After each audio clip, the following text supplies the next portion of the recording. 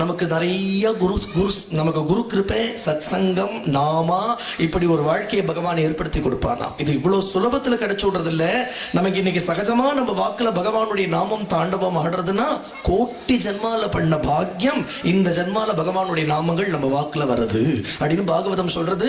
நாம சங்கீர்த்தனம் உன்னாலேயே ஒருத்தன் இகத்திலையும் சர்வ சௌக்கியங்களையும் அடைஞ்சு விடலாம். உலக வாழ்க்கையிலேயே பரியந்தம் அவனுக்கு பகவான் சர்வத்தையும் சாதிச்சு கொடுத்துடுவான். நாமம் ஒன்றே போதும்னு வேதவியாசரே ஆணித்தரமா அறுதியிட்டு நமக்கு எடுத்து காண்பிச்சிருக்கார் ஸ்ரீமத் பாகவதத்துல. அவ்வளவு தர்மங்கள் இருக்கு. அவ்வளவு பாகவதாளுடைய சரித்திரங்கள்லையும் எடுத்து பார்த்தோமானால் நாமத்துடைய வைபவத்தை தான் எடுத்து காண்பிக்கிறார். வேதவியாசரே பண்ணிருக்கக்கூடிய ஒரு நாம சித்தாந்தம் போல ஸ்ரீமத் பாகவதம். பாகவதத்துல பாகவதம் அழகா சொல்றது, கலௌ பக்தி பக்தியா கிருஷ்ண புரஸ்திதஹ. கலியுகத்துல எது ஒன்னாலேயே பகவான் அடைஞ்சு விடலாம்னா கலியுகத்துல பக்தியாலே அடைஞ்சு விடலாம்.